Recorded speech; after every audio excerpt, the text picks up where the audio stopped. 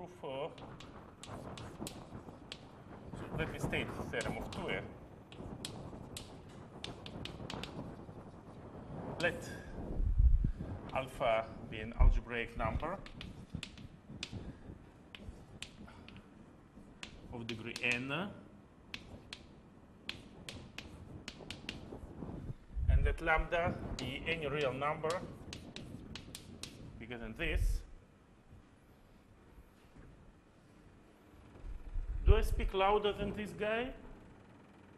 Yes. Yeah, okay, good.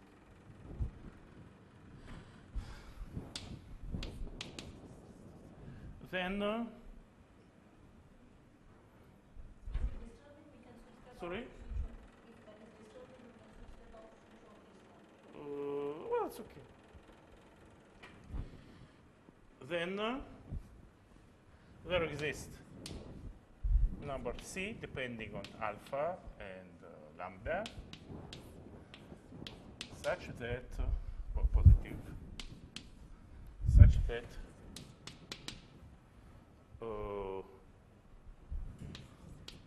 alpha minus p over q is bigger than c of alpha lambda over q to the power lambda for all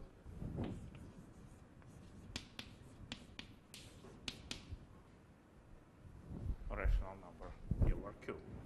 Yes, or equivalent form.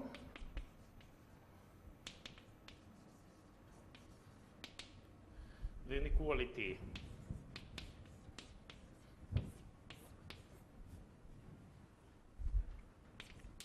is an equality, and we will prove this probably in this equivalent form, has only finitely many solutions.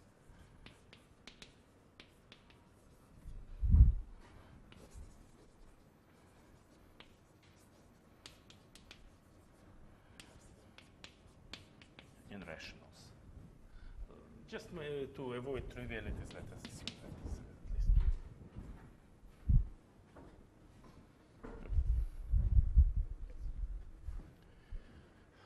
Well, clear that this is equivalent to this, because when you have finitely many solutions, we can always cook up the constant c such that for all these solutions,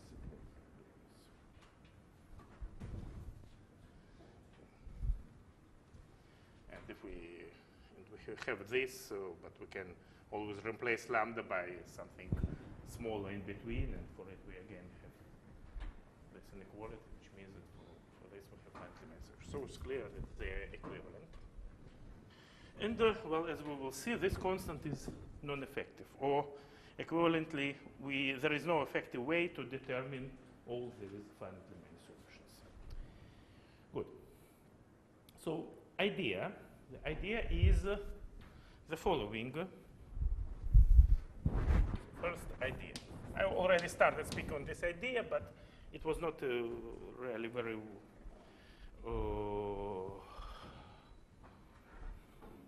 very articulate what I said last time, so I will probably repeat it quickly. So idea, let P and Q and R over S two solutions to star. Star will be this. This one.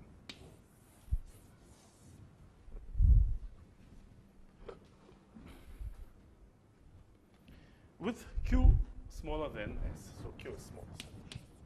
Denominator smaller denominator. Then using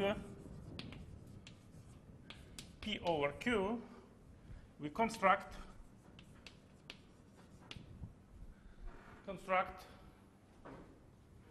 one more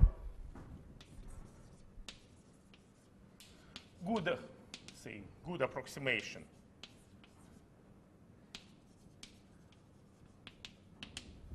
Good approximation P prime over Q prime, which will not be a solution of this.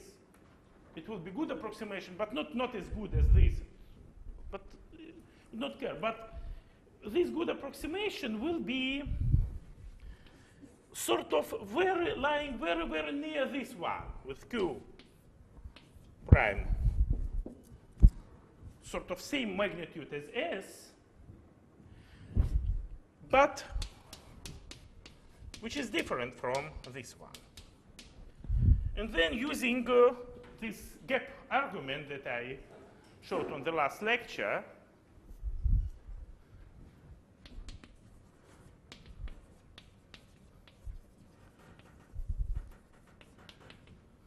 get a contradiction.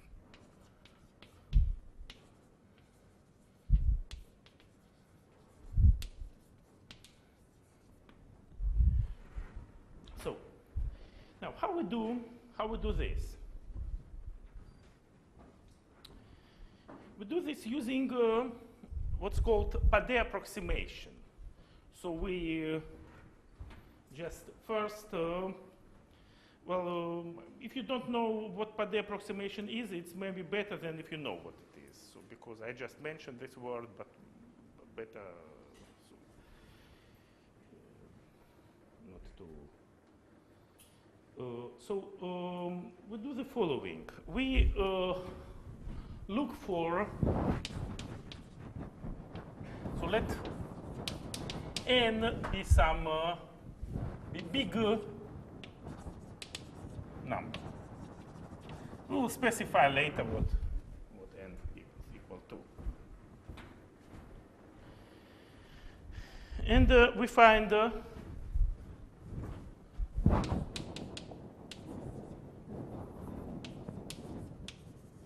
non-zero, well, not both zero polynomials, f of x, g of x, and z of x, such that the degree of f and g is bounded by n, not bounded by something. We will see bounded by what. Let's say so. Let's m and n be big numbers, and we will see which relation. Bounded by m, and the order of, and alpha is a root of high order, so nu alpha of the polynomial f of x minus alpha g of x is of order at least n.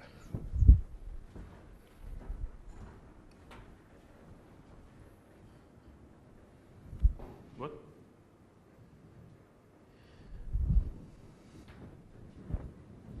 So let us see first of all for which numbers m and n, which must be the relation between the numbers m and n to make it possible. So this is a system. So let us put 1 and 2. So what is 2? 2, a system of what?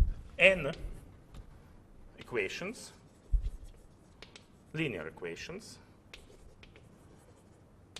in how many variables? Variables are the unknown coefficients of polynomials f and g. So in, there are two m plus 1 unknowns, so let's forget about m plus 1. So in 2m unknowns.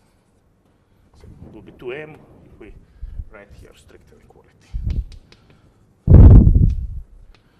So to be sure that we find a non-zero solution, we must have n bigger than 2m. But it's not like this. We find non-zero solution, but here equations have coefficients in the field Q of alpha, and we want the polynomials. We want the coefficients in Q or in Z, right? This means that equations over Q of alpha in 2m unknowns, which are in Q. And each equation over Q of alpha, if we want to solve it in over Q, is equivalent to n equations over Q, right? And so this gives us equivalent to n equations over Q. And so we must have M. So I think I can erase the statement.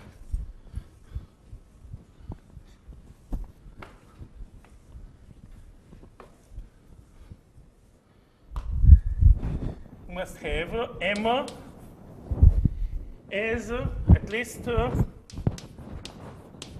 like this.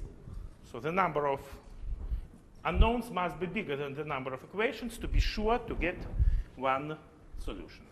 And of course, the smaller the degree is, the more efficient our argument. So it should be something very close to this, bigger but very close. So let's assume that they're more or less the same.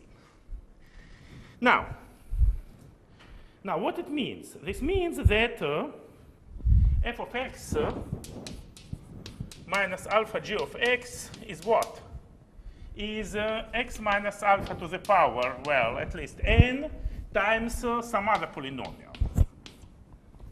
Good? And then if we substitute here this p over q,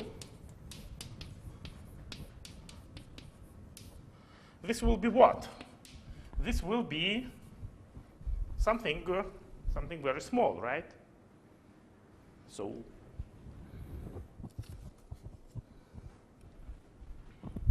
well, now I'm start a bit, since it is only idea at this moment, I'm starting a bit cheating. I want to forget about the fact that polynomials f and g have some coefficients that can be very, very big. Let us now think that the coefficients are negligible of negligible size. Good? Then we'll address this problem later, but at this moment, just to get the idea, how this exponent, I want to explain how this exponent n over 2 plus 1, how this number occurs. For this, just to get the idea, just let us forget that the coefficients can be big, so let us just write this. And so this and also this polynomial. So this basically means that this is smaller than, well, let's write smaller, approximately smaller than something like x, so p over q minus alpha to the power n, so which is lambda n, right?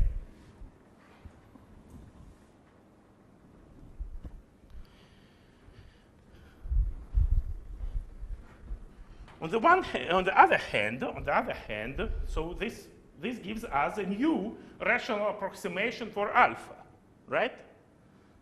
So this is a rational number, this is a rational number, and so we obtain a new rational approximation for alpha. So if we now divide by this g of p over q, we obtain alpha minus this over this, and gives something like this.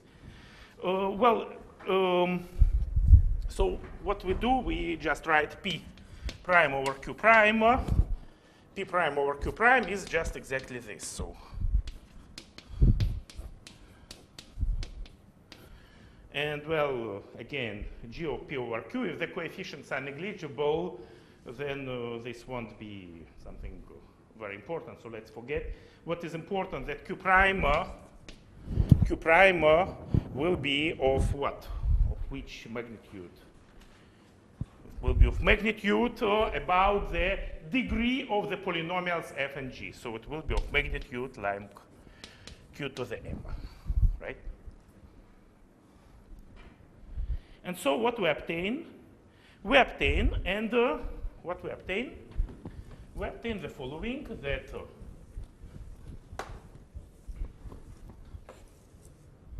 alpha minus p prime over q prime is smaller than this guy, and so q prime is of this magnitude.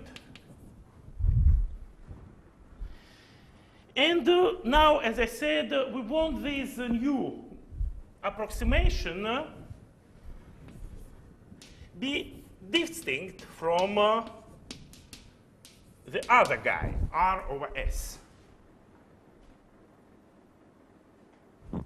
Again, there is absolutely no guarantee that what we did now would be distinct from R over S.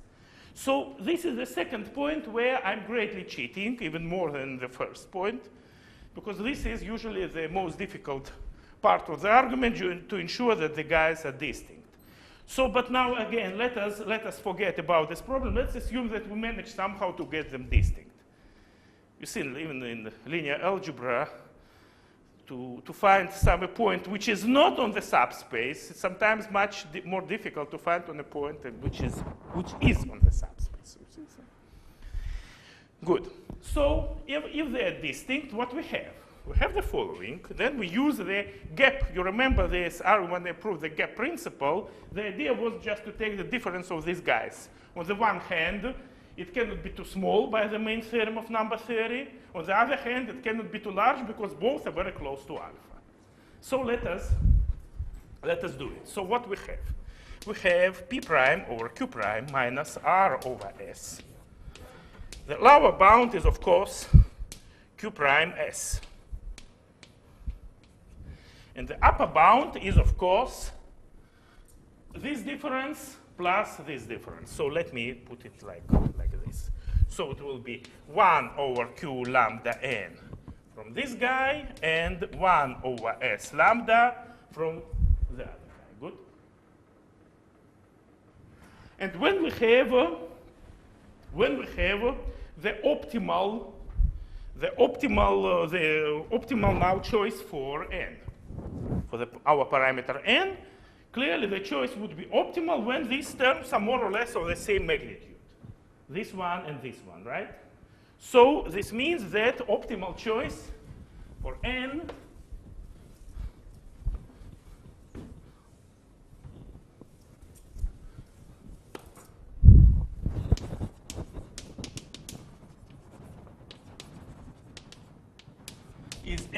is like log S over log Q, so that this term and this term are more or less the same, right? Well, you want to take integral part of this. Let's forget about this niceties, good? And so, if it is like this, then what will be Q prime? So 1 over Q prime, then 1 over Q prime S will be what? Will be about 1 over Q to the M, Q to the M, Q to the N, right? Which is about 1 over, and we know that M is this, something like this. So 1 over Q2 N over 2 plus 1 N. And this must be smaller than, well, these guys are of the same magnitude. So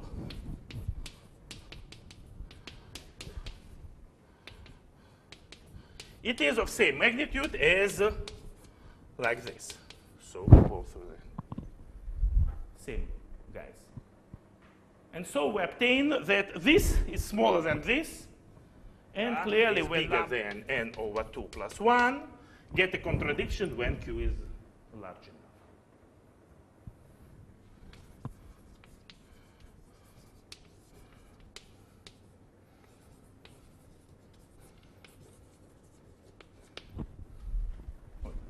Okay, so this is how this n over 2 plus 1 comes out. Good. Now, as I said, we made two very, very important sort of, well, not assumptions, but something. First, that the coefficients here are negligible, and second, that these guys are distinct. And now let us see how we struggle with both to get away of both these problems. First of all, about the coefficients. To get control on the coefficients, so just simple linear algebra is not sufficient. We can solve a system of linear equations, we obtain something non-zero, but if we just try to control the solutions of this system, we will see that they will be enormous. We can write, so we can write using determinants, we can write solutions, but you will see that they will be enormous, so it would not work. And there is a special tool which is called Ziegel's lemma, and I forget, it was a rule of someone that if there is a statement, what? Can you just repeat that? What? What is right? Contradiction when Q large.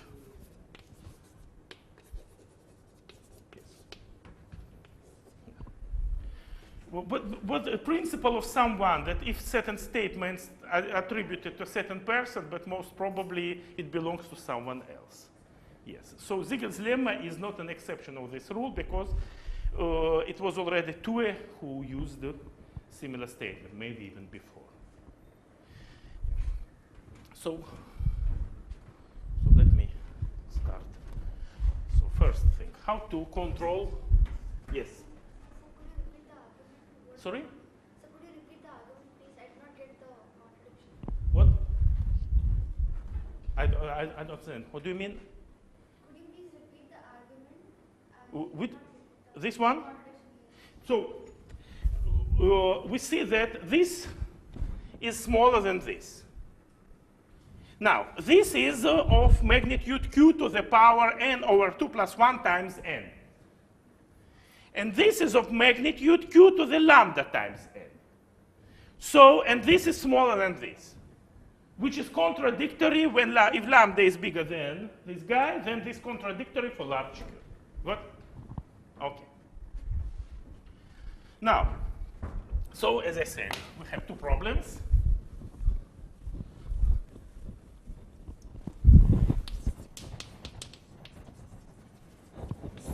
One, size of coefficients of f and g. And second problem, that y p prime over q prime should be distinct from r over s.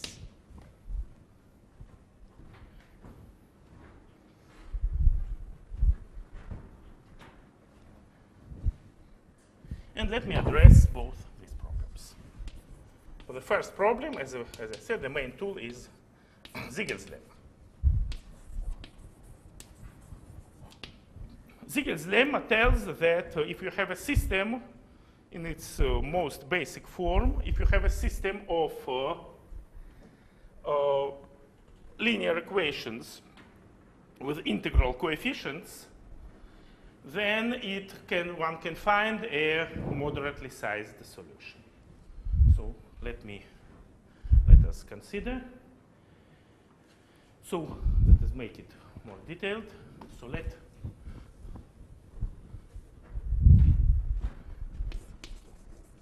used already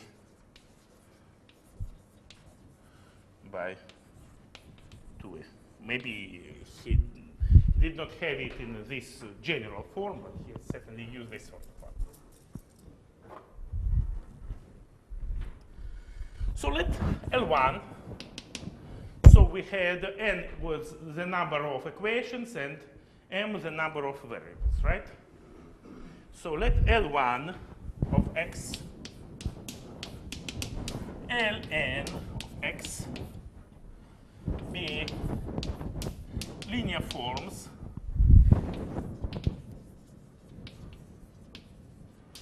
in x, where x is m variables. So n equations and n variables. Find, so problem is find a small non-zero solution to the system of equations, solution in Z, of course, Zm.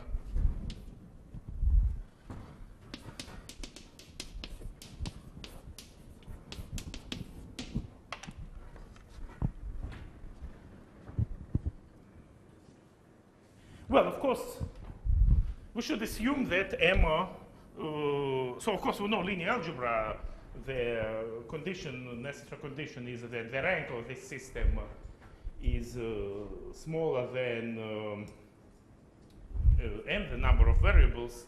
But of course, in practice, it's very difficult to see the rank. So the easy way to ensure that the rank is smaller is simply that the number of equations is smaller. So always assume that, n is smaller than m. Otherwise, it wouldn't work. Yes. And we denote by big H the maximum of absolute values of coefficients, all our forms. Good? Okay. Now, how we solve? Solve using a box principle.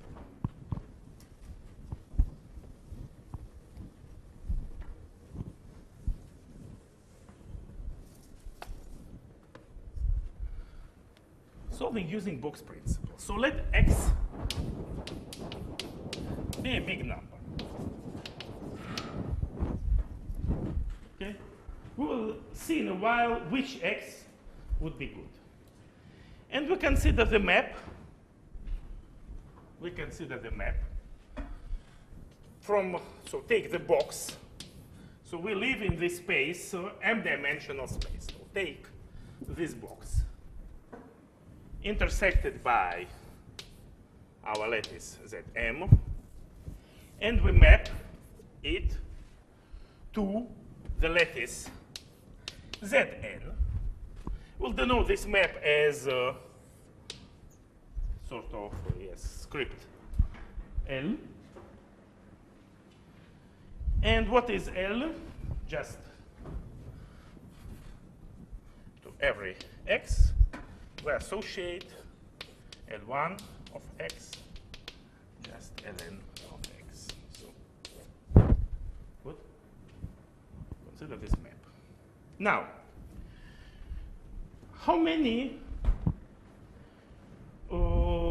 So where first of all, where the image lives? If x lives here, then L of x, Li of x is where? The coefficients are bounded by h, and the numbers, the variables are bounded by x, so they are bounded by the number of variables. It will be what? It will be m, the size of the coefficient, which is h, and the size of the variables, which is x, right? Which means that L of x belongs to what? To the box minus this guy, mh x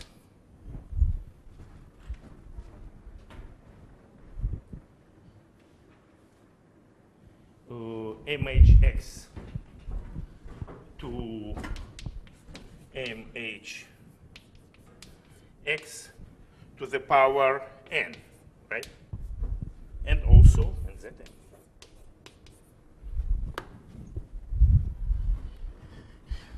And now let us compare the two boxes. So box on the left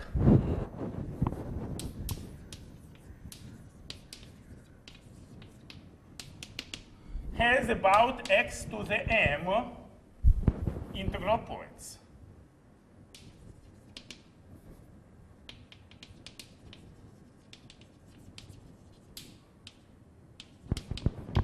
And the box on the right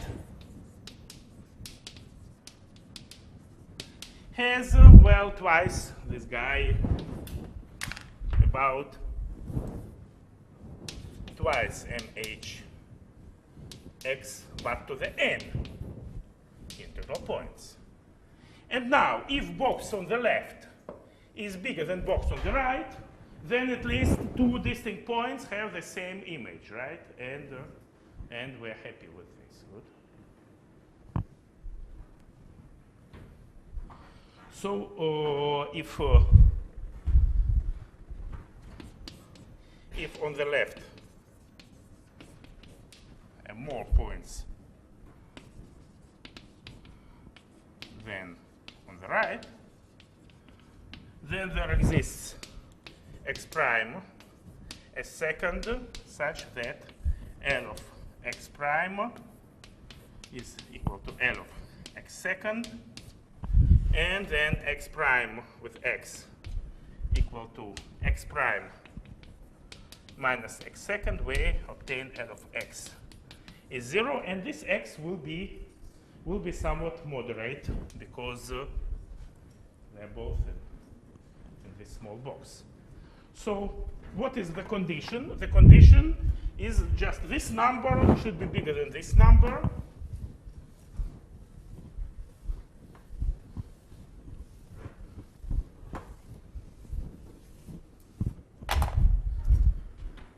So we need that x to the m must be bigger than all this rubbish. What's important in h parameter.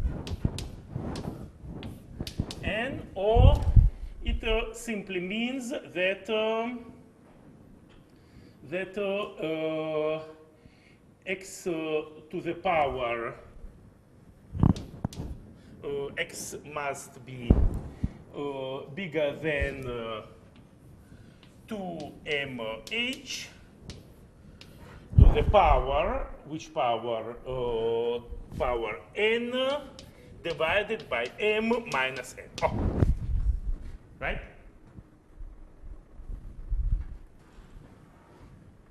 So what we obtain? We obtain first statement of Ziegel's lemma.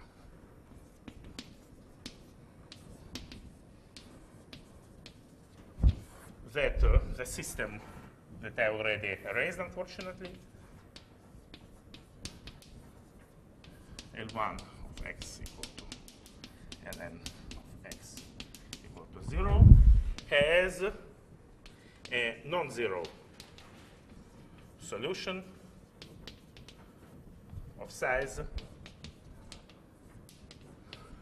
bounded by this guy. What is important here is the power of h. So this term is usually h is much is dominating here. And the exponent here it's important that we have here difference, and so we see that if the difference is small, then the solution is enormous.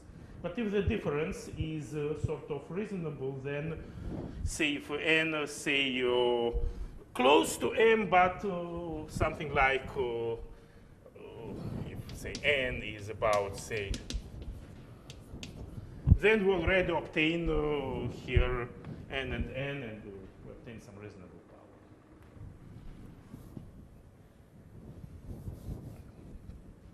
The power, so n over m minus n. Good. We actually need a slightly more general statement.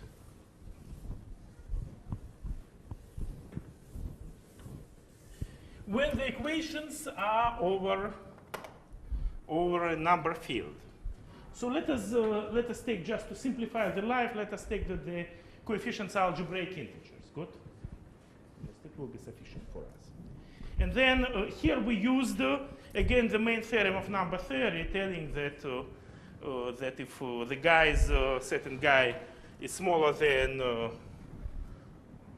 if integer smaller than 1, then it is 0. So here we use a version of this. If an algebraic integer has all conjugates smaller than 1, then, sorry? No?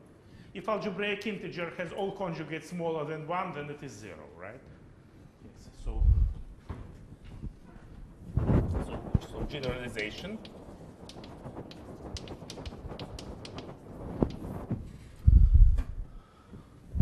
So it can be number field.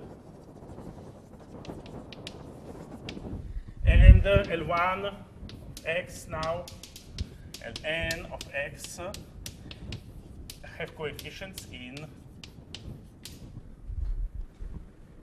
good integers from this field.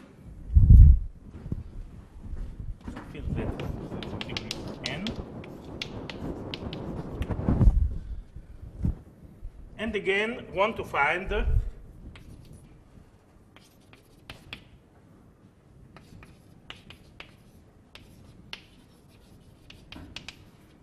solution x in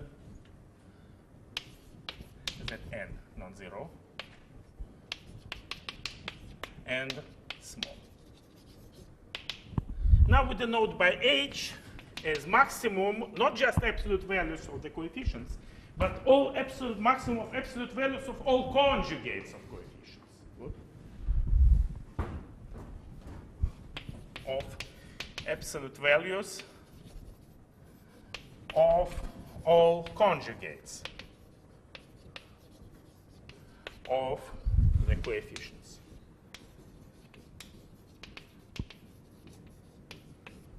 Of our forms.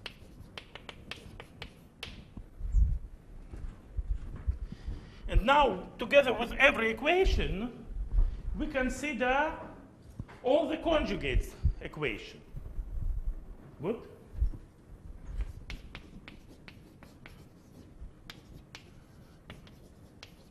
Every Li, consider all its conjugates. So we obtain what? We obtain n linear forms, right?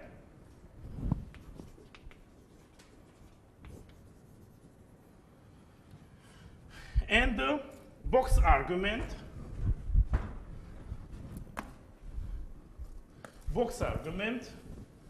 So we have, so on the left we have this number of points, and box on the right will be, what will be this?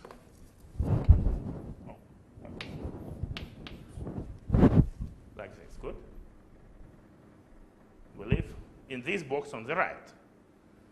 And now, if on the left we have more points than on the right, we can, this box, we can split it in this many little boxes of size 1, right?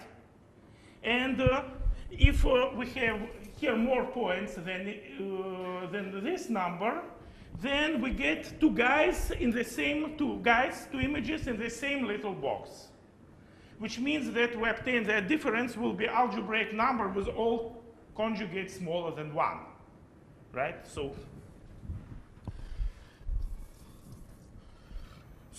now the principle that if an algebraic integer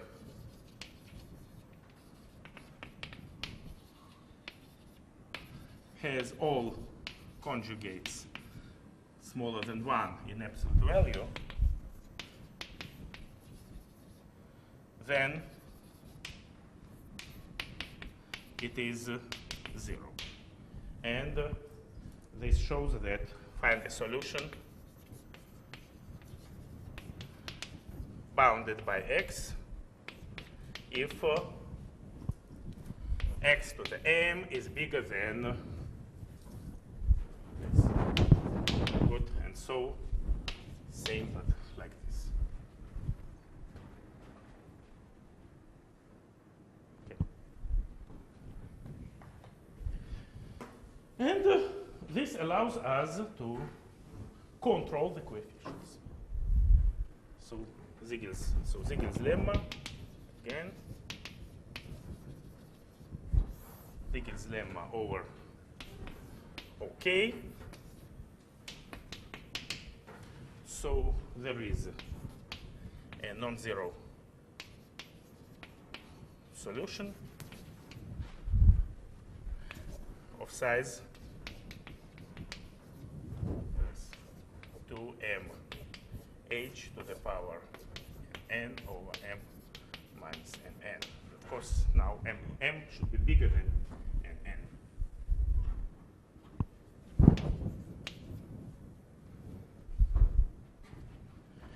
Good. Okay, now let us return to our proof of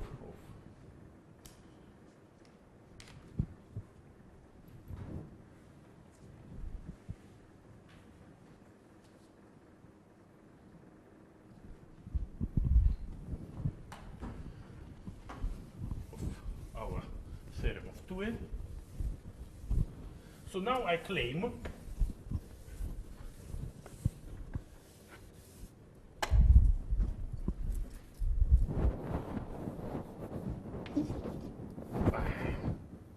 what's wrong with this choke?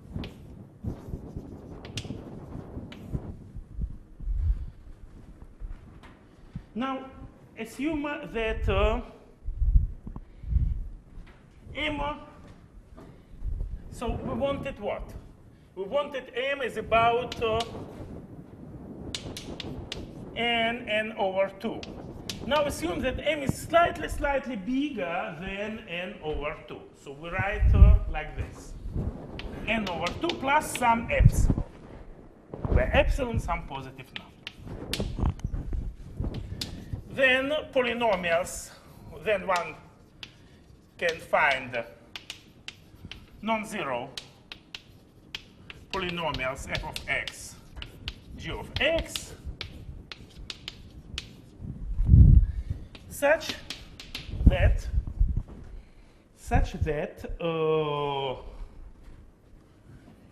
nu, so all the two conditions are bounded, so we have both conditions, degree g bounded by m, nu alpha of f of x minus alpha g of x is at least n, and in addition to this, and the coefficients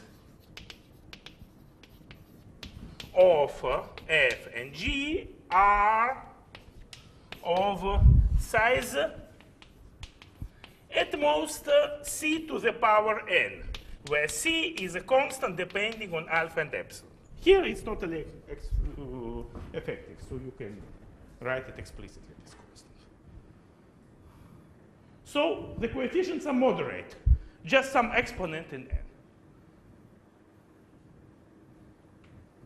So they will not really be nasty, this coefficient. They will not damage the construction. Good. How we do this? So now let us consider our equations. So I already forget what was first and what was second. This was first and this was second, or vice versa? I already forget. Like this, yes? So 1 and 2. Now what is 2? How we can write 2? 2 is equivalent to what? That all derivatives evaluated at alpha up to this order vanish, right? So it's equivalent to saying that f of x minus alpha g of x up to the order k, 0, where k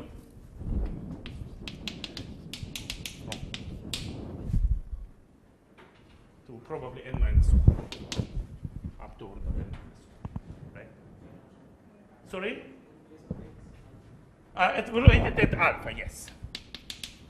Derivatives evaluated at alpha, of course, right? Now, let us look at this equation. Let us look at this equation.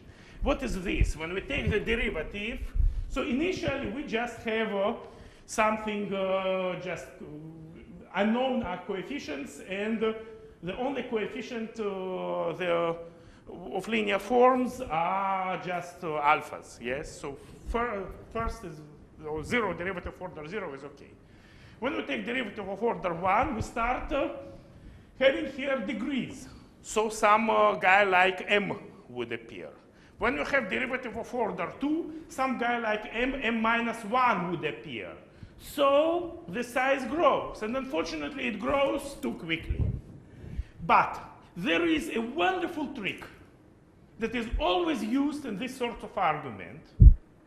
And you just, well, if you do anyway, and I think in mathematics, well, just one rule. If you have a derivative of order k, divide it by k factorial.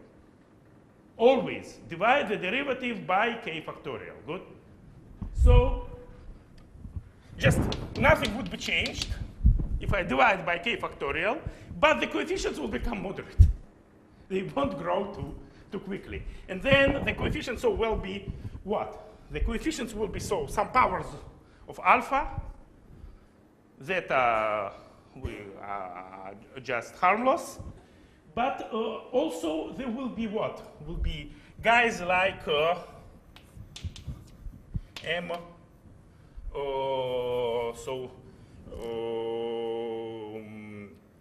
Say well, K is already used, which letter is not yet used. Okay.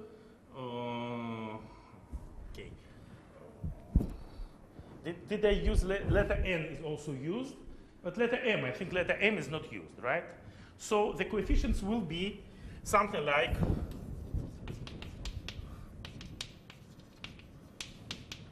of type alpha to some power, something like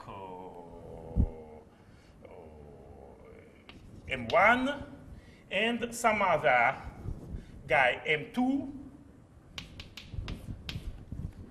binomial coefficient, right? And this we get exactly binomial coefficient because we divide by k factorial. I did not say, of course, one should assume here to use the previous form of Ziegel's lemma that alpha is algebraic integer. It's totally harmless. We just multiply alpha by some guy, get from it algebraic integer, and we're done. So may assume alpha algebraic integer. Yes, coefficients of the type where M1 and M2 smaller than big M. And so the coefficients are bounded by c to the power some constant c depending on alpha to the power m. Or this will be some other constant, again depending on alpha to the power n, because m and n are more or less the same, right? Some other constant.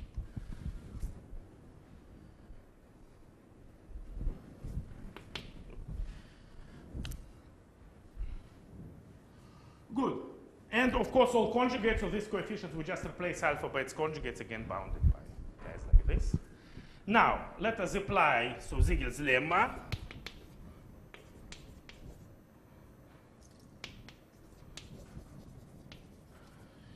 So this will be h. H is multiplied by the number, but number m it's just dominated by this just by refining the constant. So will be yet another constant depending on alpha. So there is a solution of size yet another constant depending on alpha to the power, which power? To the power n. And here we must write n, so number of, this is n, number of equations. Number of variables is 2m, so it will be, so 2m minus nn. And what is 2m? 2m is this. So we see that this is an n plus, and also we have this epsilon. And thanks to this epsilon, n goes down, only epsilon remains here, but n disappears. So which is c of alpha epsilon to the power n. What? Yet another constant. Okay, we're happy. So we solved first problem. We get moderate coefficients.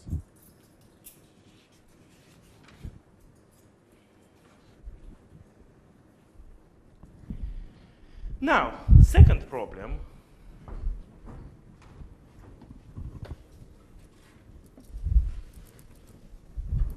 So what I can erase all this.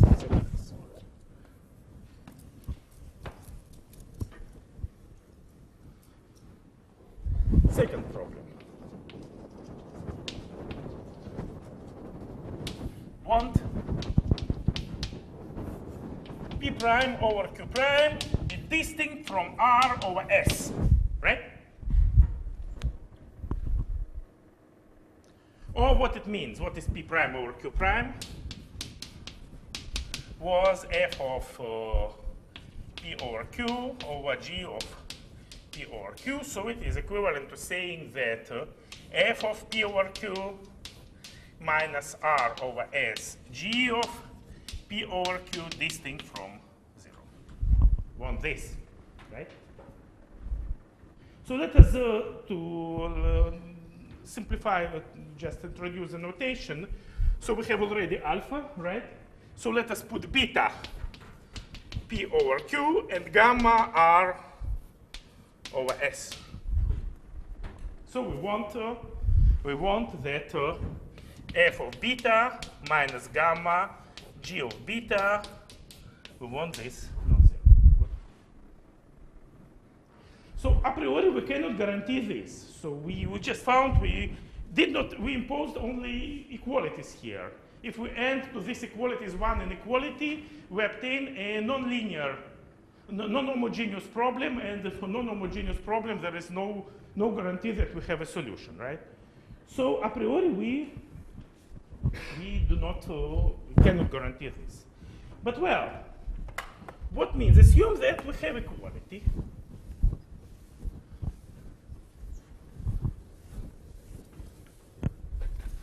So assume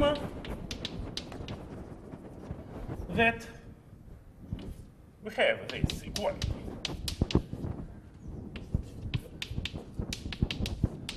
This means that beta is a root of the polynomial f of x minus gamma g of x, right? Then if beta is just a simple root,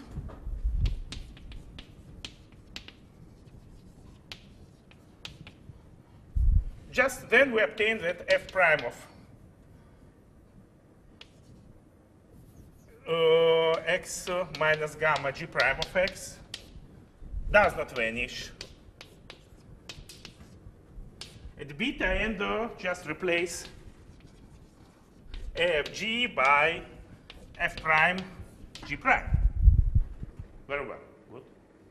But it can be not a simple root. It can be, say, second order root, then we take second derivative. It can be third order root, then we take third derivative. So it can be root of certain order, then we take derivatives. Well, as we know, we are clever people. We also divide derivatives by corresponding factorials. So if, say, in general, if beta is root of certain order, how I denoted the order? I want to follow my own notation. So if beta is root of order S,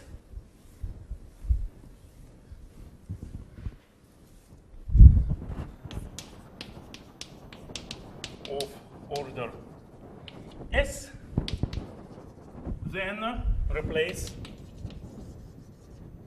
fg by 1 over s factorial fs 1 over s factorial gs. And the new coefficients will be what? Will be multiplied by something like 2 to the s, so some exponent of this s.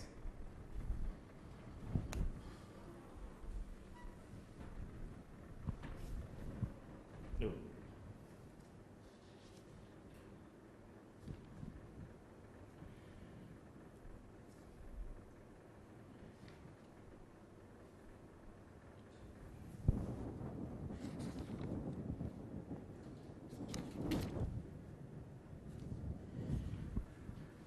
It's okay, but what would happen? So coefficients will not be, even if s is very big, well, it cannot be bigger than the degree, so than m. So coefficients are not really here a concern. What is the concern? That if we take derivative of too high order, each time when we take derivative, we lose order of vanishing at alpha. Yes? And if S is too high, then we cannot, then we obtain, we just lose everything, the necessary order of vanishing at alpha. And we just lose everything we gained by our system of equations. So we want to show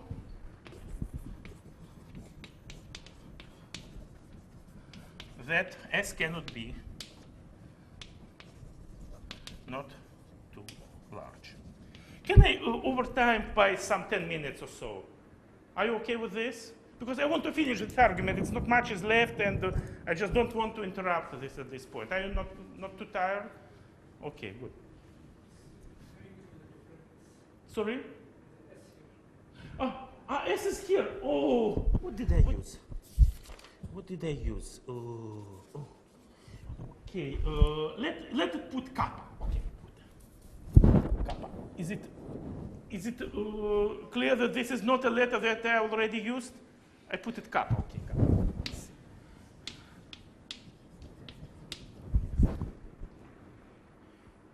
I remember once I attended some conference, and there was a speaker. Maybe you know him. I'm Bruce Pal from Cambridge, from London. He was giving a talk, and he wrote some totally incomprehensible symbol, and he said, "This is German U." And then he added, "I don't know how to write it, but I know how to write it in tech." Good. Okay.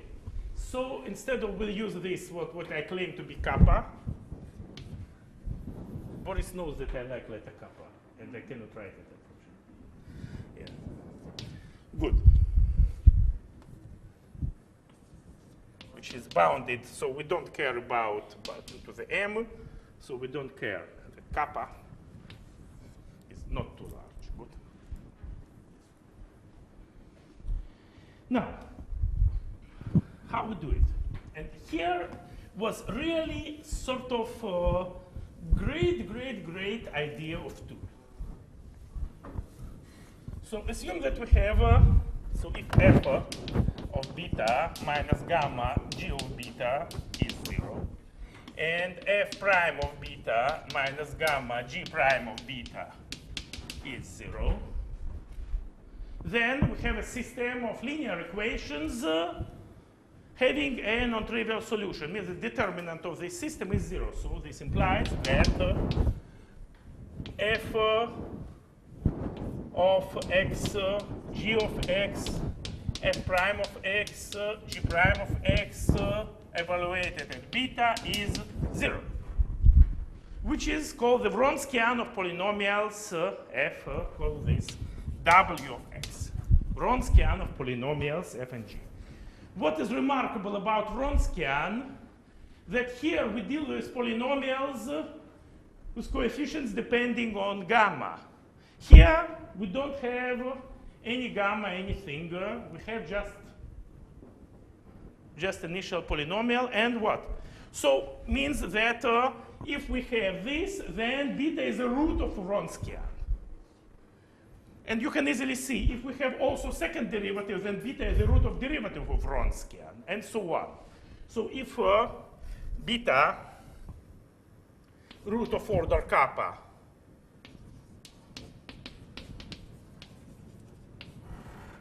of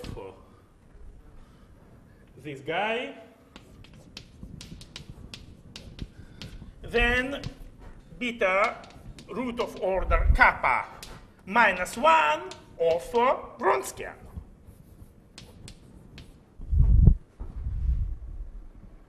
But we know already something about this Wronskian. Why? Remember, we constructed our polynomials f and g so that something has a root at alpha at very high order. But by our construction, alpha alpha root of w of x of order which n minus 1 at least, right? Which means that also w of x is a polynomial over q.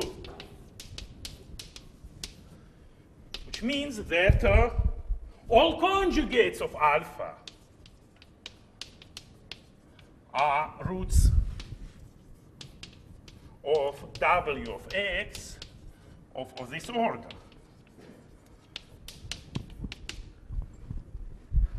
So big part of Wronskian is just occupied by alpha and its conjugates. So alpha and so the conjugates of alpha are what? About, well, let's forget about n minus 1. So are, okay, n minus 1 times n roots of wx. Counted with multiplicities, right? But what's the degree? It is 2m, which is what? Which is n, which is this. And we see that almost all of the roots are occupied by the alpha and its conjugates. It is not much space left for our beta. Good? So that multiplicity of beta, so the multiplicity of beta is bounded by what is left? This 2 epsilon, yes? So something like 2 epsilon n. Good? And so even if we replace by these derivatives, well, we lose a little bit. We lose a little bit, right? Instead of, so f kappa and g kappa would have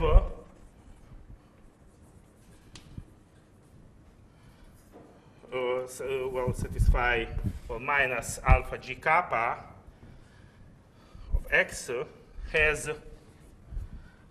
alpha of, well, let's write like this, new alpha of this, well, is not n, well, no longer n, but something like n 1 minus, say, 2 epsilon. So we don't lose really much, lose a little bit.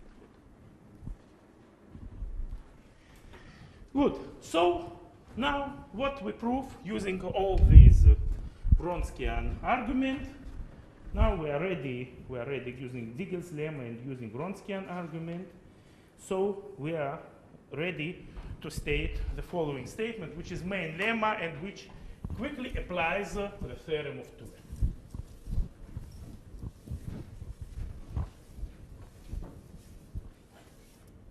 So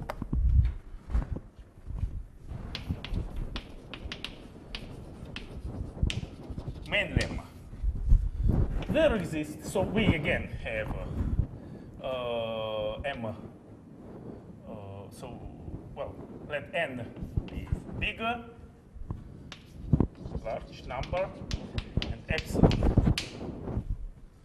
So then there exists polynomials f of x, g of x, z of x, non-zero polynomials of size of coefficients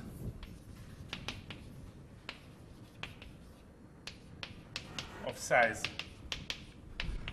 c of alpha epsilon to the power n, and such that the degree of g is bounded by n over 2 plus epsilon, and nu alpha of f minus alpha g is at least n, well, 1 minus 2 epsilon, or by redefining, just redefining n, we may put here, just forget about this guy and put just n, good? So we may forget about this just by slightly redefining n. Good. And redefining n and epsilon. And such that the third condition that we want is that f of p over q minus r over s g of p over q is non-zero. Good. And now, so we just, well, the proof was just given. Using Ziegel's lemma, we find guys satisfying first and second, and this. And now by taking suitable derivatives, we obtain this. Well, we should slightly redefine n after this. And Wronskian's argument shows that we do not have to derivate too much, so we don't lose much. Good. And now using this, we can give the official proof for the theorem of Thue. What is? Yes, so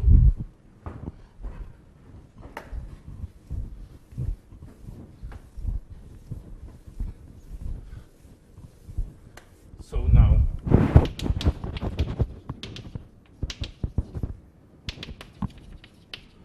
proof of theorem of Thue. Now I do not cheat at all. I just totally clear. The effectivity is lost? No, effectivity is not. I will say where effectivity is not. So far, everything is effective. Everything is effective. So we have just p of q. Yes. So well, main lemma epsilon, and so let alpha be as before alpha algebraic number q bar. Say q bar over alpha, so with degree n. And now let beta and gamma just be any numbers. Just be any numbers, like any complex numbers. So, and then we put just beta here, gamma here. So here there is absolutely no, so we are not concerned what are beta and gamma. So it can be any numbers, good? So C, I put it then in C, good? Just complex numbers.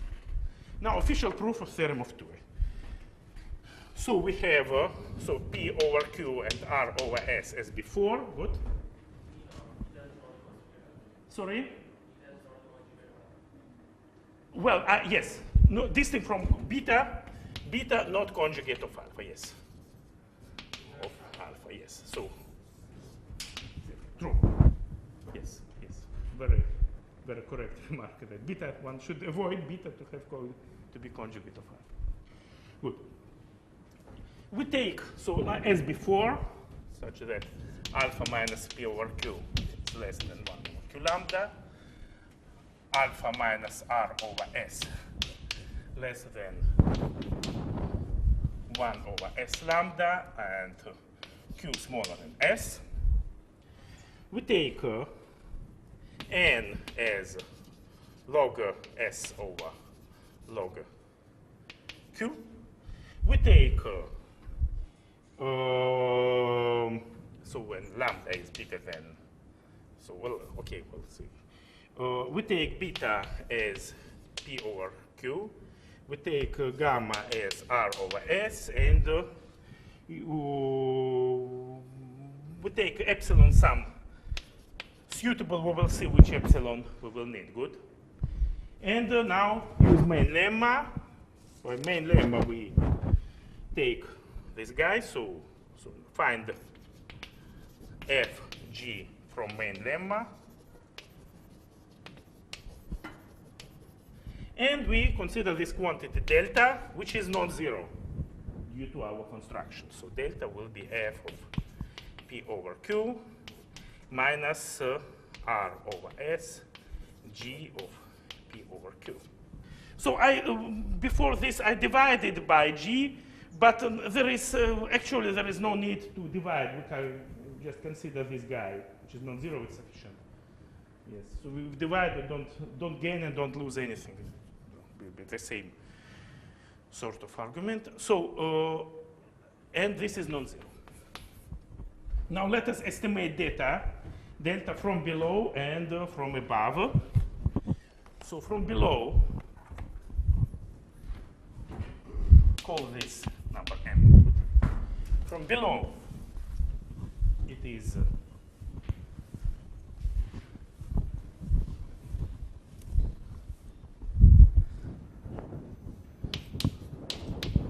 1 over q to the m s, because q will be here at most power m, right, and s.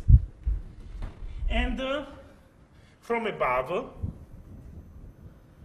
we can write f of x minus alpha g of x is x minus alpha to the power n times some polynomial h of x. And this gives us that if we write f of p over q minus alpha g of p over q, then this will be bounded by p of q minus alpha to the power n times something, and more or less easy estimates show that this will be again some constant to the power n, maybe some other constant. Good. So I will now just write c to the power n. C will be always something depending on alpha and epsilon. Good. Very well. So it is bounded by c to the power n times q2 lambda. But this is not yet what we need. We need it here with r over s. But when we replace r over s, we just lose what? Something of this magnitude, right? And so we obtain that delta is bounded by, again, some other constant, c to the n, q lambda n, sorry. 1 over q lambda n plus 1 over s lambda. And these guys are of more or less same, by our choice of n, they are more or less same magnitude, so it is bounded by c to the n, 1 over q lambda n. Good? So we obtain this. And what is this? What is this? This is 1 over, so here c to the n. Here, so it is 1 over q to the power n over 2 plus 1. 1 comes from s, and plus epsilon. So, good. So what we obtained that 1 over q n plus n times n plus 1 plus epsilon times n is bounded by c over n, 1 over q lambda n. And if lambda is bigger than n plus 1 plus 1 plus epsilon, and we can always choose epsilon, suitable epsilon, and q is large, we obtain contradiction.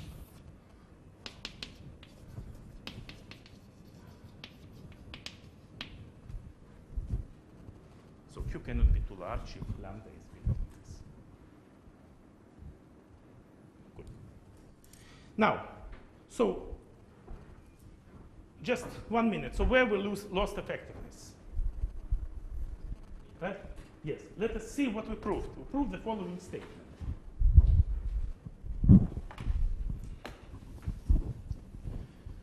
So effectiveness is lost at this very last step when we use two approximations.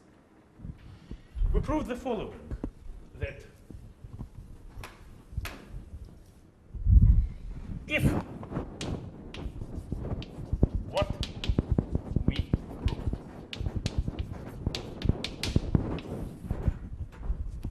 proved we proved the following. If there is P over Q with a very large Q,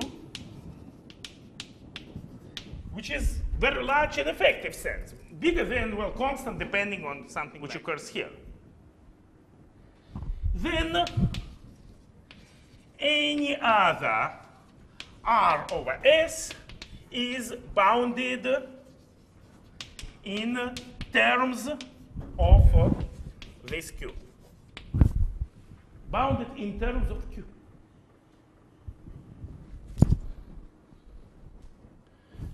So we can bound all solutions, but only in terms of some very, very large solution. So there are now two possibilities. If this very, very large solution exists, then we bound all the others. If this very large solution does not exist, then there are no large solutions. We again bounded situation. Problem is that a priori we do not know whether this very large solution exists. And if it exists, we do not know how large it is. So we have no idea. So, and here is where non-effectiveness occurs. So we bound all solutions, but we do not know by what we bound. So this is the problem about where non-effectiveness. And it is unfortunately inherited by all subsequent refinements and generalizations and everything, the theorem of Thue. So most of modern Diophantine analysis is non-effective. And this is something that we just cannot struggle. Well, if you heard about great result in Diophantine analysis, most probably it's something non-effective. So this is the problem. Okay, so thank you for today, and we meet next time, not on Thursday, we meet on Friday, very, very late in the evening, 6 o'clock in the evening. Good? Okay, thank you.